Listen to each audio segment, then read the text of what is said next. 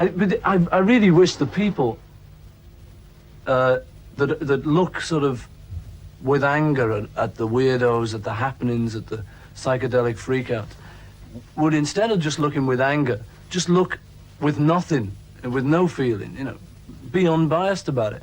Because they really don't realize that what these people are talking about is something that they really want themselves. It's something that everyone wants. You know, it's personal freedom to be able to talk and be able to say things. And it's dead straight. It's a real sort of basic pleasure for everyone. But it looks weird from the outside.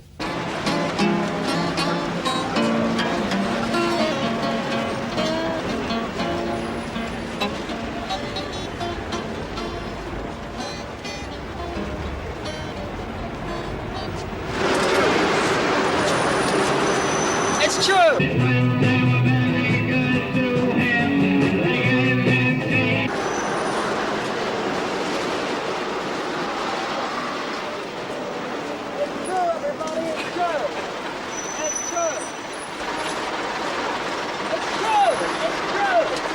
This is a happening, an improvised game of chance meetings and chance events. Part demonstration, part performance, part sales promotion for the Underground's own newspaper, the International Times, and part just plain exuberance. It's an expression characteristic of London's other underground.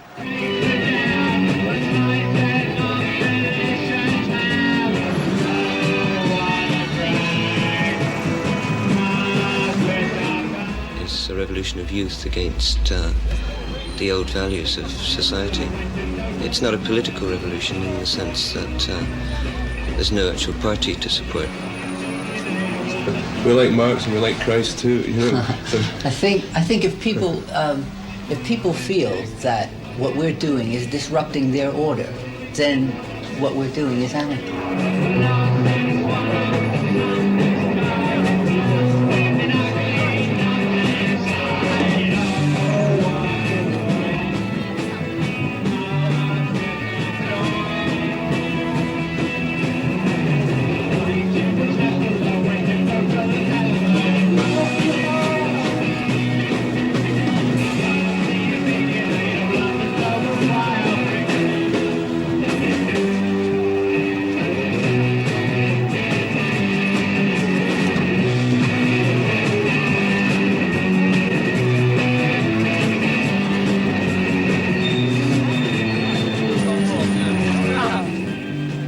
Happening is a playing gesture, and playing gesture just because you like to play, because you like to make games, maybe of a less artistic form. A lot of people who come into the scene from outside, the London scene, that is, have had a little difficulty assimilating how sweet everything is.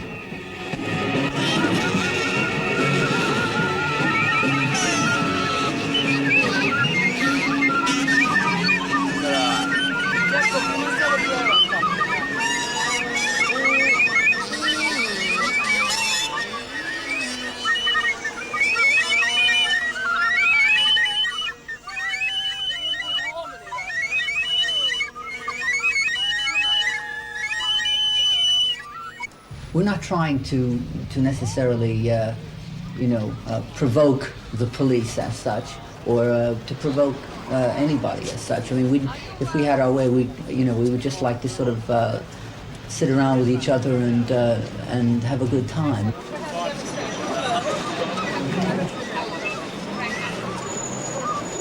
You mind taking anything right the way? The London scene as such, the subject of this film, as I understand it, really began, if you want to put a date on it, in May 1965. An organization, a very loosely organized organization called the Poets Co-op, organized an international poetry reading, conference, seminar, what have you, in the Albert Hall. And with almost no organization, no publicity, complete chaos surrounding it, managed to cram the Albert Hall, which holds, I think, something like 7,500 people, full of young, enthusiastic sincere poetry enthusiasts who heard some of the top young poets living today from all over the world, Dutch poets Simon Vicanu, Americans Ginsberg and Corso and Ferlinghetti, the young English poets, and it was quite an occasion. And I think that will probably be, if any historian ever puts a date on the scene, that will probably be the first date.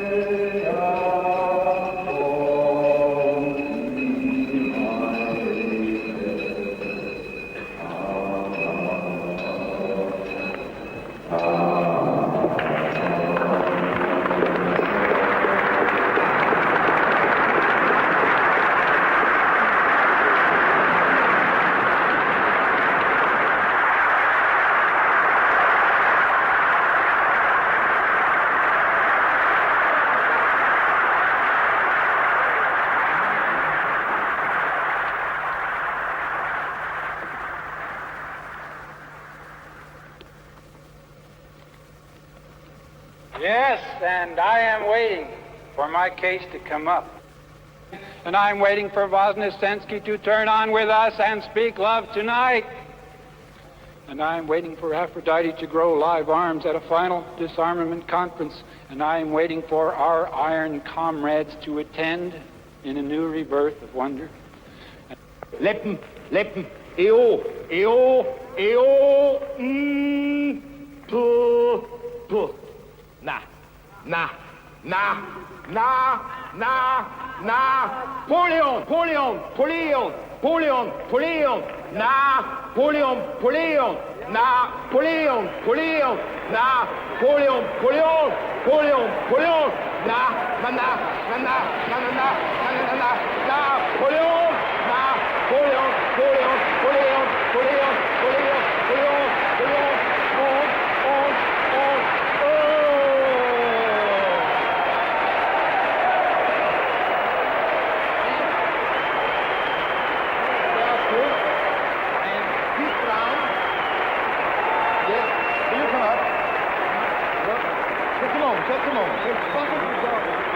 Over for now the vomit, invisible skull, the fear of bones, the grasp against man and woman and babe.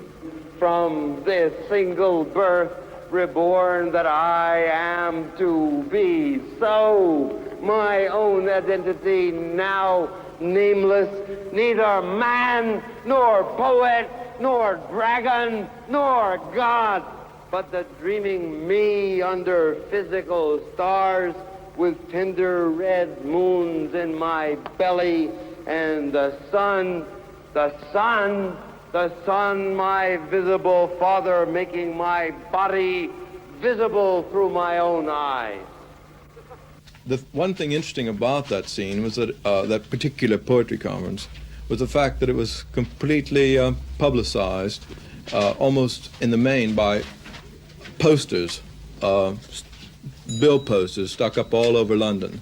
And that was the major form of communication, of telling people about jazz concerts, about poetry readings, about anything in the underground arts world. The International Times newspaper was an attempt to systemize a little bit the whole kind of underground communication system around the world. That's why, to a certain extent, we have the name International, because we are selling the paper in San Francisco, in New York, Amsterdam, Berlin, Buenos Aires, you name it. Anywhere that there are young people who are interested in contemporary ideas, in poetry, music, theater, politics, what have you. We started by coming together, a group of people, some in the theatre, some in mixed media, myself in journalism. We came together and decided it had to start because the mood of the times had changed. Something was happening in London. We wanted to try and locate it. Well, the International Times fits into the underground scene by being a communications medium. All the other scenes, you look around and you see they have their communications media. We don't have a radio station or a television station. We just have a newspaper. We get our information from people who have never had an outlet before. Say they have a new underground project going. They want to stage a procession. They're only too glad to contact the newspaper, and we're only too glad to print it. Our readers know we're dealing in this kind of information, and so they buy it. One of the whole points of the movement we're involved in is that there are so many different kinds of people getting together under what they're coming to realize is a common bond. I mean, people who are politically oriented, people who are completely apolitical, but who have interest in completely different fields like mixed media, rock and roll, anything like that, who 5 years ago would not be found dead on the same street corner, are now coming together, and feel that they're part of something that has a common bond. If we get to the stage where we're less underground and we don't need our own information sheet, then we can devote our energies to doing something else. Personally, I think we should have a radio station. As soon as the opportunity comes, they'll start.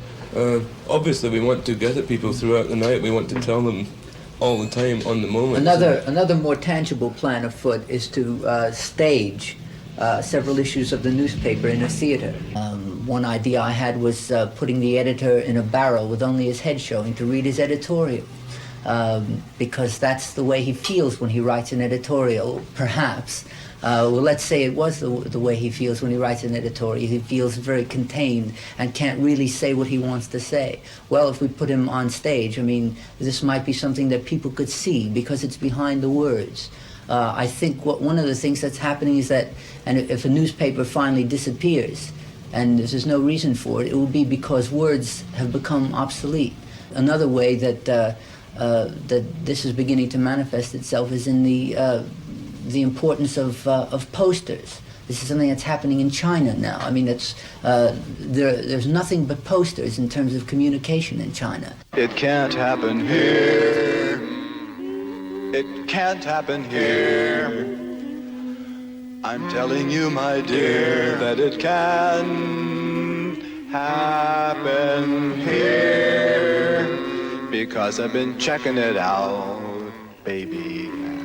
I checked it out a couple of times. And I'm telling you, it can't happen here. Oh, darling, it's important that you believe me. Bop, bop, bop, bop. Yep. Let me have a close-up. A modern version of the It Girl, the International Times girl. Indica Bookshop, where she's being photographed, is one of the headquarters of the group of people who've come to be known as the Underground. It's a stylish, airy room crammed with books, the records of groups like the Grateful Dead, the Fugs, and the Mothers of Invention, and a mass of small circulation periodicals from all over the world. In a sense, it's an ordinary retail bookshop serving a specialized community. But as well as being a bookshop, it's also an information centre, meeting place, and post office for the underground. It's an environment for the young to meet, talk, and simply observe each other in. And it's one of the places to which the poets and provos of other countries automatically head when they arrive in this country. Yes? Right. This way? Yep. Just move into it and twirl it. Yep, fine. Right, stop.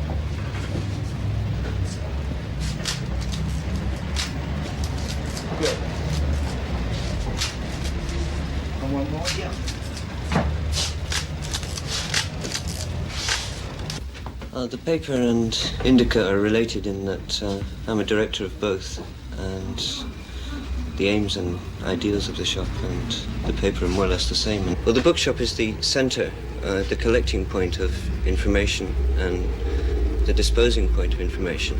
It's the communications centre. But the scenes themselves are connected by the paper as an agency. There are a lot of scenes all over London, all over Europe. This is a completely internal scene, so to speak. The whole system is here. We have our own publishers, our own filmmakers, our own theatres, nightclubs. It's a complete society. Indica is naturally the first place to which it arrives after it's come off the presses. After all, the editorial offices are downstairs. For many of the people who buy it there, it simply provides a handy what's-on of all underground activities in London and elsewhere. That's certainly one of the functions it's designed to fulfill. For the rest, it's an odd mixture of the sort of aggressive, crusading journalism characteristic of the British press 50 years ago and something more modern, a frank, chatty attitude to drugs and the underground in general, which to many people would seem brazenly uncritical and irresponsible. The people who work for the paper, writing for it, editing it and packing it off to subscribers all over the world, as well as free to anyone in prison, draw what money they can. For the most part, it's little enough. When the paper itself is not in dire financial trouble, what money there is shared communally.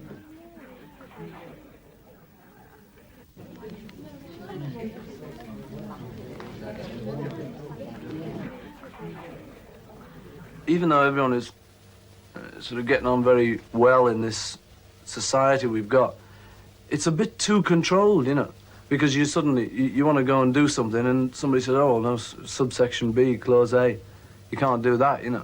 And you say, well, why not? Because, you know, I'm a human being and that, and haven't I got my rights? I say, well, yes, but you're not allowed to do that. And you say, well, you know, if it doesn't interfere with anyone, it must be okay. And they say, sorry, still isn't, you know. So people have suddenly, I think a lot of people have twigged that this, they've shut themselves in a bit, you know. They've got all these rules for everything, rules of how to live, how to paint, how to make music. And it's just not true anymore, you know. They don't work, all those rules, because you can't apply them, because it means then that you're assuming that you know it all, you know, and the primitive man, us, and something else, you know, and we don't know it all yet. And so all of this gang of people from International Times, Indica, and the whole scene, you know, is trying to see where we are now and see what we've got around us, see any mistakes we've made, straighten them out. You know, it's just a straightforward endeavor kind of thing, you know, just to do something. Yeah. Other than what's been done before, because what's been done before isn't necessarily the answer. There could be another answer, you know.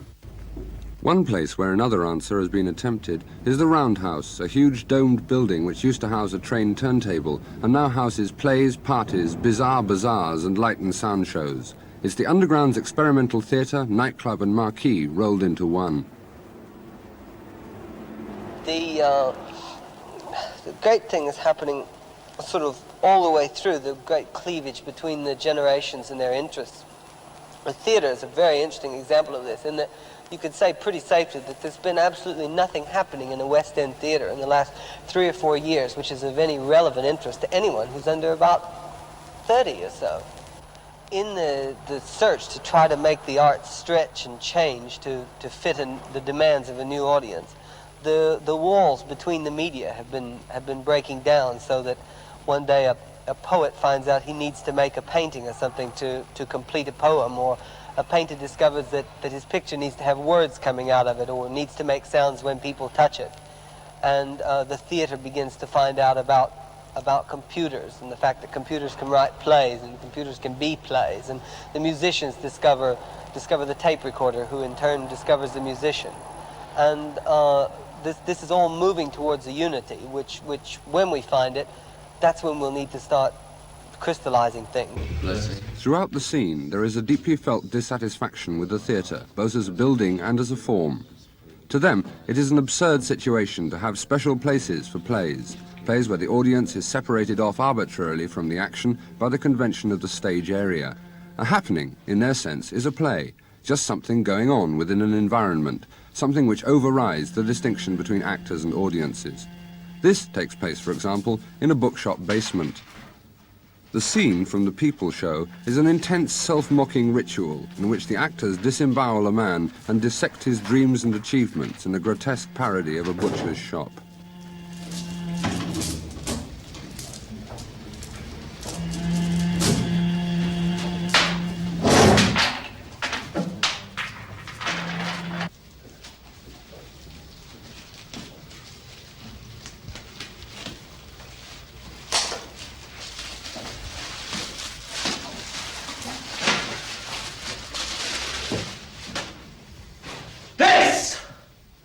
Is the stringy wish that none of you ever let fly with? This is the nightmare crotch that only opens to your hands when night comes down over your head like a warm hood. This is the child your tongues won't buy and your aborted bodies go sour for. This is the story of your lives.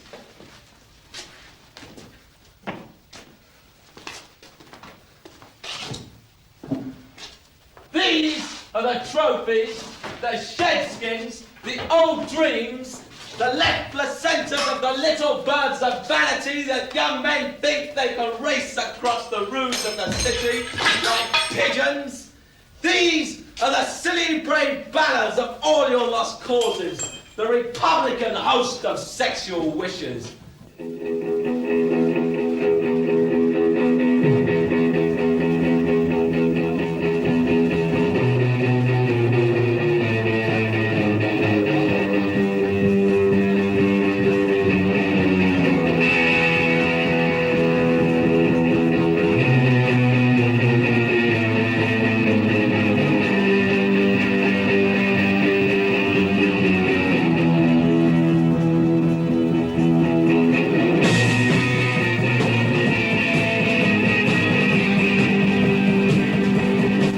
Pink Floyd, once called the Underground's House Orchestra. On Friday nights, they and other groups play at UFO, UFO, unidentified flying object, a nighttime environment where films, projection and music make the Underground's nightclub a huge entertainment scene. For the rest of the week, it is improbably an Irish dance hall. It's here that the Underground becomes most obviously a young people's movement.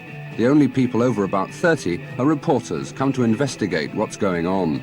They're treated with amused tolerance by the people they're investigating. One of the aims here is to make music a felt experience, to make the patterns of light and sound merge and fuse deep inside each listener. The attempt has been called psychedelic or mind-expanding. Psychedelic is a silly term used by commentators as a blanket word to cover anything they don't fully understand. If this is psychedelic, then psychedelic music may be with us for some time. Many people claim it to be the next popular music, music as experience, not as melody.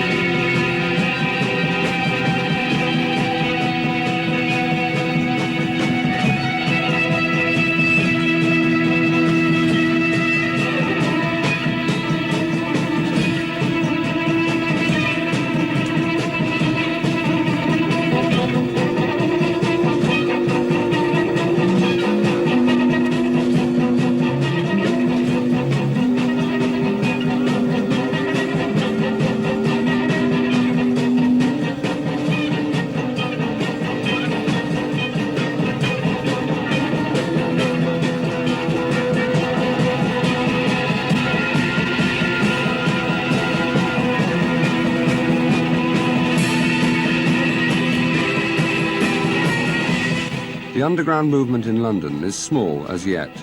Elsewhere, it has become a great force. Instant theatre, happenings, light and sound shows, psychedelic music are spreading. Today's underground may be the answer to tomorrow's leisure.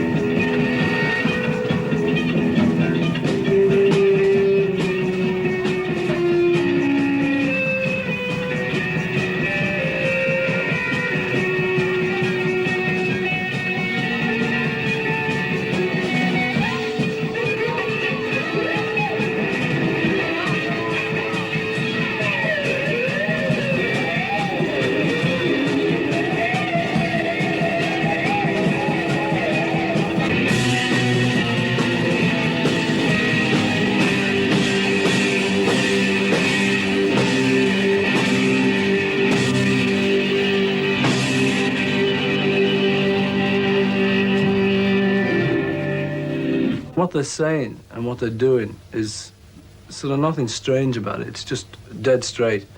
But it's that they're talking about things that are a bit new, you know, and they're talking about things which people don't really know too much about yet. And so they tend to get, you know, people sort of put them down a bit and say, you know, weirdo, psychedelic and things. But it's really just what's going on around, and they're just trying to look into it a bit. So next time you see the word, you know, like sort of any word, any new strange word like psychedelic, you know, drugs, the whole bit, you know, freak out music and all of that, don't immediately take it as that, you know, because your first reaction's got to be one of fear, you know. The fact that young people now have been through 2 wars and have been shipped all over the world and have been fighting in Europe, Americans fighting in Europe, Europeans fighting in Africa, all over the place. There's definitely this kind of new maturity and affluence. Young people have more money. They're not attached to a geographic location. They're not attached to family purse strings, and they're much more independent. And I think it is much more than just an arts revolution.